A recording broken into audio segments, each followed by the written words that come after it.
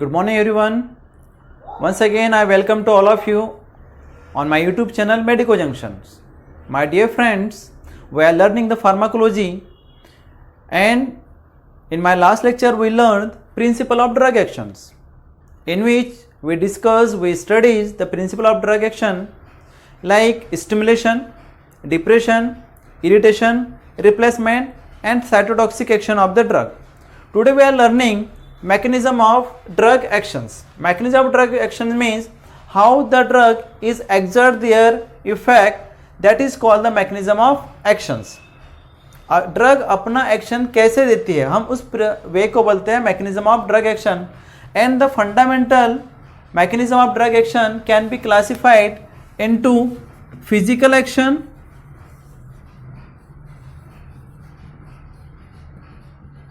chemical action,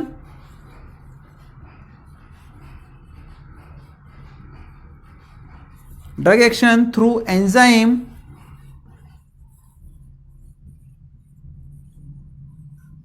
drugs action through receptor,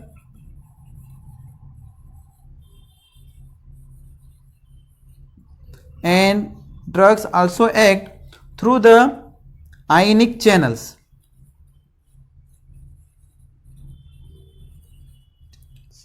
okay अब क्या होता है, ड्रग्स अपने फिजिकल प्रॉपर्टीज या केमिकल प्रॉपर्टीज के थ्रू अगर अपना एक्शन देती है तो हम उसको बोलते हैं फिजिकल एक्शन और chemical actions. Most of the drug जो होती है तो थ्रू द एंजाइम्स या थ्रू द रिसेप्टर्स अपने एक्शन देती है, और कुछ ड्रग ऐसी होती है जो हमारी सेल्स में आयनिक चैनल्स होते हैं उसको थ्रू अपना एक्शंस देती है. एंजाइम्स के थ्रू जो ड्रग देती है, एक्चुअली एंजाइम जो है ये प्रोटीनियस नेचर के ड्रग्स होती है, प्रोटीनियस नेचर्स का होता है एंजाइम्स, ठीक है. इसके हेल्प से ड्रग अपना एक्शन देती है. अब एंजाइम ड्रग रिसेप्टर्स, अब ये जो रिसेप्टर्स होते हैं ऐसे मैक्रोमोलिकुलस होते हैं जो कि प्रोटीनियस नेचर्स के होते हैं, जो हमारी जो सेल होती है जहाँ पर ड्रग को अपना एक्शन देना होता है उस सेल के इनसाइड द सेल या आउटसाइड द सेल या फिर सेल के प्लाज्मा मेम्ब्रेन पर ये प्रेजेंट होते हैं, ठीक है, जो कि ड्रग के अपना एक्शन देने में हेल्प करते हैं. देन आयनिक चैनल्स मीन्स अपने सेल्स के कुछ चैनल्स हैं जिसमें आयनिक या फिर एनायनिक या कैटायनिक चैनल्स होते हैं. Cationic channels means sodium channels है, पोटेशियम चैनल्स है, या फिर एनायनिक चैनल्स में क्लोरीन है, इस टाइप की जो चैनल्स की हेल्प से भी अपना ड्रग एक्शंस देती है. Today we are learning the mechanism of drug actions through the physical action और chemical actions. Later on in the coming lectures we learn the drug mechanism of drug action through the enzymes or through the receptors. Now today we are learning the drug actions through the physical action or chemical actions. Okay, now in the physical actions, actually the physical property of drug actions is responsible for its action. Mechanism of drug action through the physical actions. Okay, these are the physical properties which are responsible for the drug actions. Very few drugs are exert their actions through these kind of the physical properties, ठीक है. Now mass of the drug, कुछ drug ऐसा होता है, कुछ drug ऐसी होती है जिनका जो मास होता है वो रेस्पॉन्सिबल होता है उसके फिजिकल एक्शंस के लिए. फॉर एग्जाम्पल यहाँ पर mass of the drug actions के लिए लाइक द अगार, जिसको अपन बोलते हैं agar which act as a purgative. Actually purgative are the chemical substance which are help in the stool formation.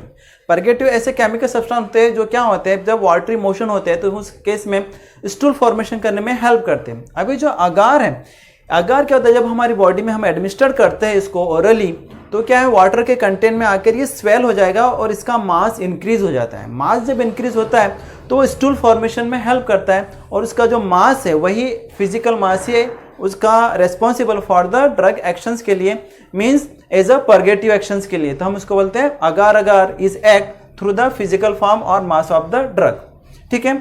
Then अपने पास में नेक्स्ट एग्जाम्पल इसबगोला.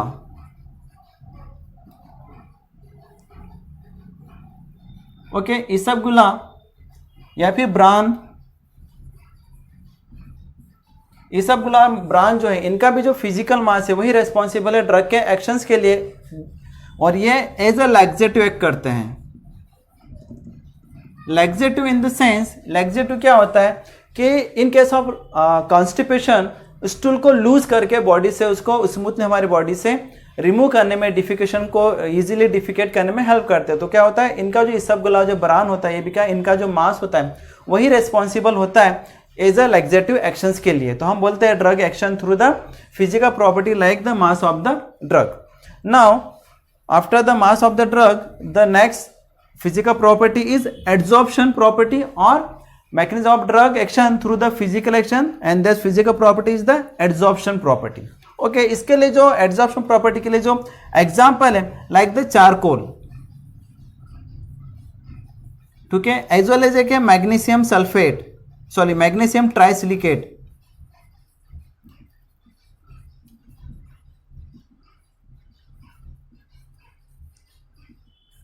एड्सॉर्प्शन क्या होता है, actually adsorption means addition on the surface of the drug molecule, that is called the adsorption. ठीक है, absorption और adsorption में एक डिफरेंस है। यही डिफरेंस है कि एड्सॉर्प्शन में क्या होता है, जो पार्टिकल्स होता है, जो ड्रग मॉलिक्यूल होता है, उसकी सरफेस के ऊपर किसी चीज का एड होना, उसको बोलते हैं एड्सॉर्प्शन।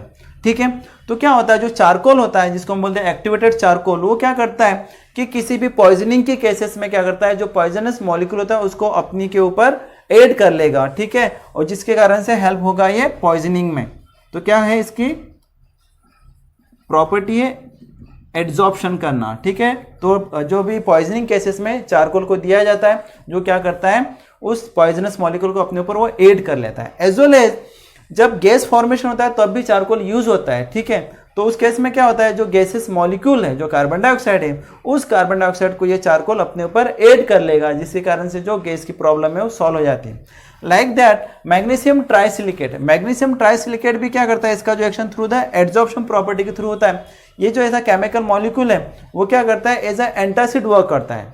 ओके, लोकल एंटासिड या फिर नॉन सिस्टमिक एंटासिड बोलते हैं हम जिसको, ये क्या करता है, magnesium trisilicate, magnesium trisilicate HCl जो होता है हाइड्रोक्लोरिक एसिड, जो जिसके कारण एसिडिटी होती है उसको अपने ऊपर ये ऐड कर लेगा, और जो प्रॉब्लम होती है एसिडिटी को उसको ये रिड्यूस कर देता है। After the adsorption property, next one is the property of the chemical molecule, that is the absorption through which drug exerts there mechanism of actions और थेरापेटिक इफेक्ट्स।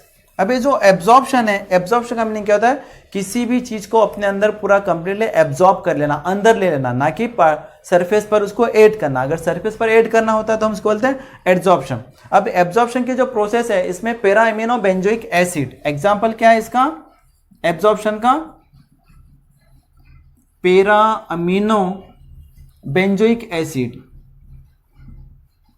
अब ये जो पैरा अमीनो बेंजोइक एसिड होता है, ये क्या करता है, यूवी रेज को एड कर लेगा, मींस एब्जॉर्ब कर लेगा, सॉरी यूवी रेज को एब्जॉर्ब कर लेगा। ठीक है, तो ये इसका एब्जॉर्प्शन की जो प्रॉपर्टी है वही रेस्पॉन्सिबल फॉर द ड्रग के एक्शन के लिए। जो पैरा अमीनो बेंजोइक एसिड एक ऐसी ड्रग है जो यूवी रेज को, अल्ट्रावायलेट रेज को एब्जॉर्ब कर लेगा, जिसके कारण से हमारी जी, अगर हम पैरा अमीनो बेंजोइक एसिड को एज ए सन स्क्रीन के फॉर्म में अगर हम इसको यूज करते हैं, तो जो यूवी रेज आ रही है हमारी बॉडी के ऊपर, हमारी बॉडी की जो सेल्स है उसको डैमेज नहीं कर पाएगा, स्किन से डैमेज नहीं होगी, क्योंकि यूवी रेज को इस ड्रग ने क्या किया, एब्जॉर्ब कर लिया है। तो ये इसका पैरा अमीनो बेंजोइक एसिड का जो mechanism of action through the absorption होता है।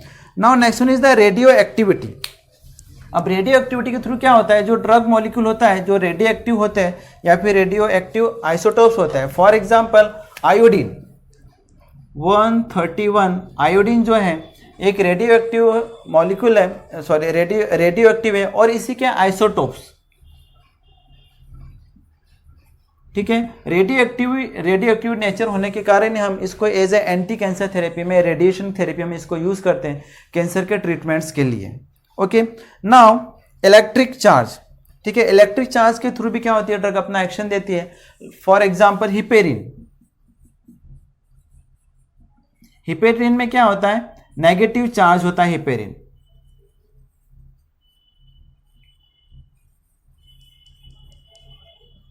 नेगेटिवली चार्ज होता है, नेगेटिवली चार्ज होने के कारण जो हिपेरिन होता है, इसका जो एक्शन होता है वो है एंटीकोगुलेंट।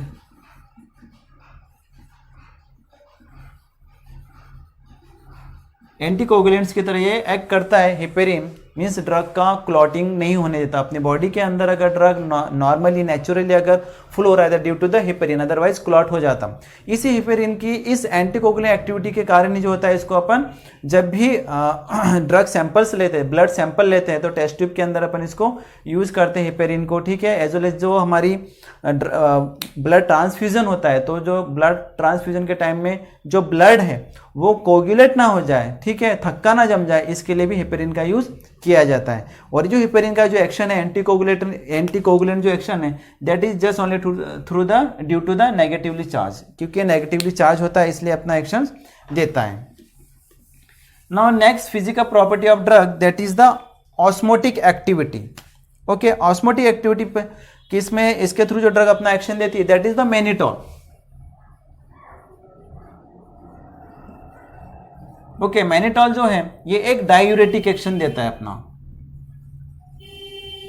डायूरेटिक एक्शन इसीलिए देता है क्योंकि इसकी जो प्रिंसिपल है, इसका जो मैकेनिज्म ऑफ एक्शन है वो क्या कैसा होता है, ऑस्मोटिक एक्टिविटी के थ्रू होता है। अब ऑस्मोसिस क्या होता है, एक्चुअली ऑस्मोसिस में क्या होता है कि जो सॉल्वेंट है या फिर जो वाटर है उसका हायर कॉन्सेंट्रेशन से लोअर कॉन्सेंट्रेशन की ओर आना, ठीक है। इसलिए क्या होता है, जो मैनिटोल है एज ए डायूरेटिक यूज होता है। डायूरेटिक में क्या होगा कि जब हम मैनिटोल देते हैं तो यूरिन फॉर्मेशन की रेट बढ़ जाती है। एक्चुअल में क्या होता है, जो रीनल ट्यूब्यूल्स है उसमें वाटर कम है, और जो हमारी बॉडी की जो सेल्स है, जो प्लाज्मा है, वहाँ पे अगर वाटर का लेवल ज़्यादा है तो वहाँ से क्या वाटर ज़्यादा से ज़्यादा रीनल ट्यूब्यूल्स में आएगा और in the form of urine हमारी बॉडी से एक्सक्रेट आउट हो जाता है। तो जो मैनिटोल का जो मैकेनिज्म ऑफ ड्रग एक्शन है वो एज अ डायूरेटिक है, और जो किसके कारण है, due to the osmotic activity. Now next one is opacity. Opacity में जो एग्जाम्पल है that is the petroleum jelly.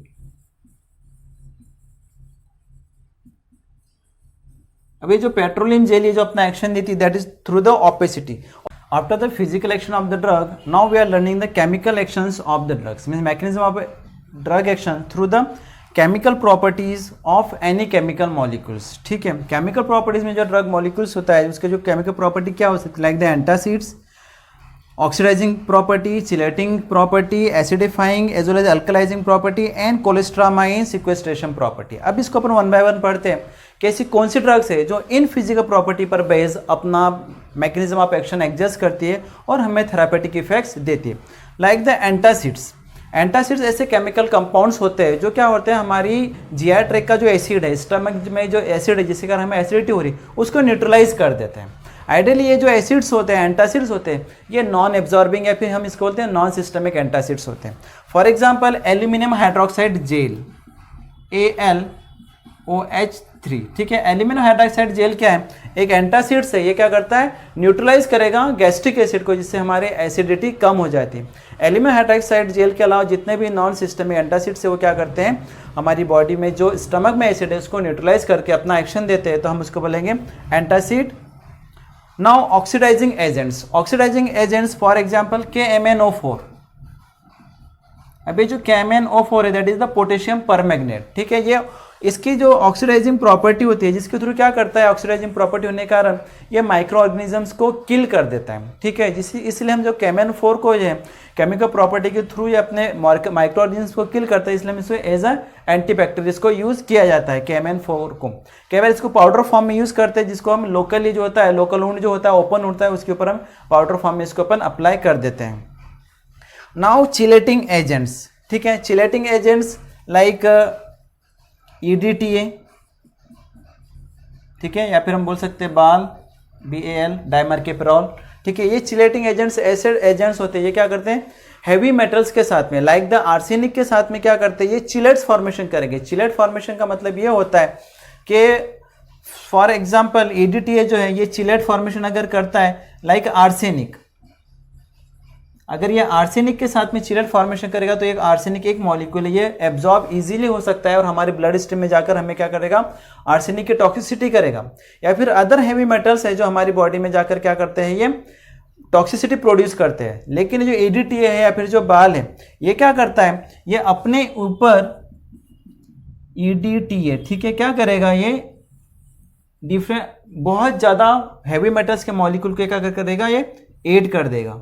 अगर ये ऐड करता है इस टाइप से, सपोज ये भी आर्सेनिक है, ये भी आर्सेनिक है, ये भी आर्सेनिक है, ठीक है, ये सब अगर आर्सेनिक है तो ये पूरा की पूरा एक मॉलिक्यूल का जो क्या है एक मैक्रोमोलिकुलर है, और मैक्रोमोलिकुलर का एब्जॉर्प्शन पॉसिबल नहीं है। जब मैक्रोमोलिकुलर बन जाता है तो क्या होता है, इस जो टॉक्सिसिटी प्रोड्यूस करने वाले जो हैवी मेटल्स हैं इनका एब्जॉर्प्शन हमारी बॉडी में नहीं होगा, हमारे ब्लड के अंदर नहीं जाएगा, जिसके कारण से हमें टॉक्सिसिटी नहीं होगी, और ये जो मैक्रोमोलिक्यूल जो है फीकल मैटर के साथ में हमारी बॉडी से ये एक्सक्रीट आउट हो जाता है। तो ये क्या है, चिलेटिंग प्रॉपर्टी हम इसको बोलते हैं। अब इस चिलेटिंग प्रॉपर्टी के बाद में जो नेक्स्ट प्रॉपर्टी किसी भी ड्रग की जिसके थ्रू ड्रग अपना एक्शन देती है, that is the like acidifying agent and alkalizing agents. अब ये जो एसिडिफाइंग एजेंट्स होते हैं या फिर अल्कलाइन एजेंट होते हैं, लाइक मैं बताता हूँ, एसिडिफाइंग एजेंट जो है अमोनियम क्लोराइड, ठीक है, लाइक NH4Cl। उसके अलावा जो अल्कलाइजिंग एजेंट है like sodium bicarbonate, sodium bicarbonate. तो ये क्या है, ये दोनों जो एसिडिफाइंग एजेंट और अल्कलाइजिंग एजेंट्स होते हैं ये क्या करते हैं, बफर के साथ में हमारा जो ब्लड है उस ब्लड का मतलब जो बफर सॉल्यूशन है, एक टाइप का बफर होता है जिसकी क्या होता है पीएच चेंज नहीं होता है। लेकिन अगर किसी भी डिजीज की कंडीशंस के कारण अगर हमारे ब्लड का पीएच चेंज होता है, अगर वो ब्लड एसिडिक नेचर का हो गया या फिर अल्कलाइन हो गया है, तो उस सिचुएशन में क्या किया जाता है, हमें उस ब्लड के पीएच को चेंज करना होता है। उस सिचुएशन में हमें एसिडिफाइंग एजेंट या फिर अल्कलाइजिंग एजेंट को यूज़ करना होता है। अब हमें ये देखना होता है कि हम कब एसिडिफाइंग एजेंट या अल्कलाइजिंग एजेंट यूज़ करेंगे जिसके कारण से ब्लड का पीएच अल्टर होगा, या फिर हम बोल सकते हैं कि ब्लड का पीएच नॉर्मलाइज होगा, जो कि नॉर्मल होता है 7.4। जब अगर हमारा जो ब्लड है उसका पीएच अगर लो हो गया, अगर एसिडिक हो गया ब्लड, तो हम उस सिचुएशन में अल्कलाइजिंग एजेंट को यूज़ करते हैं, जिसके कारण से हमारे ब्लड के पीएच को नॉर्मलाइज करता है। अभी अल्कलाइजिंग एजेंट है यही क्या होता है, एज अल्कलाइजर के फॉर्म में ये यूज़ होते हैं, जिसके कारण से जो मिक्सचुरेशन वगैरह होता है इसको भी रिड्यूस किया जाता है। ठीक है, नाउ कोलेस्ट्रामाइन सिक्वेस्ट्रेन। अब ये कोलेस्ट्रामाइन सिक्वेस्ट्रेन है, ये क्या करते हैं, जो हमारा बाइल जूस आता है, बाइल जूस जो होता है वो हमारे लीवर से आता है, ठीक है, उसका सिक्वेस्ट्रेशन करेंगे। एज वेल एज क्या करता है, जो कोलेस्ट्रॉल है, कोलेस्ट्रॉल का क्या करते हैं, सिक्वेस्ट्रेशन करते हैं। सिक्वेस्ट्रेशन का मीनिंग ये होता है कि इसको रिमूवल करना, उसको सेपरेट करना, उसको क्या करते हैं, सिक्वेस्ट्रेशन करते हैं। अब कैसा करते हैं, अब जब ये बाइल जूस है या फिर जो कोलेस्ट्रॉल है अगर हमारे गट के अंदर है, हमारे इंटेस्टाइन में ये है, तो ये क्या कोलेस्ट्रॉल सिक्वेस्ट्रेशन एजेंट्स क्या करते हैं, इसको सेपरेट करेंगे, ठीक है, और इसको मोर वाटर सॉल्युबल बनाएंगे, जिसके कारण से ये फीकल मैटर के साथ में हमारे बॉडी में एक्सक्रेट आउट हो जाएंगे।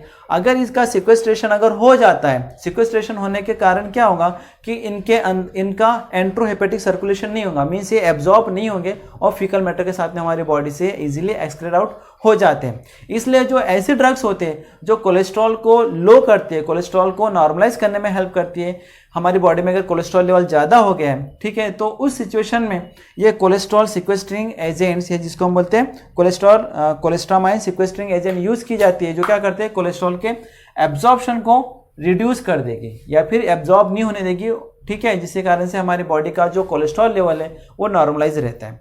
तो डियर फ्रेंड्स, ये अपन ने पढ़ा mechanism of drug action through the physical action and chemical actions. In next lectures, in my next video, we will learn the drugs actions through the enzymes, then through the receptors, and drug actions through the ionic channels. I hope, dear friends, you are very easily understanding my lectures. Then please like, share and subscribe these channels.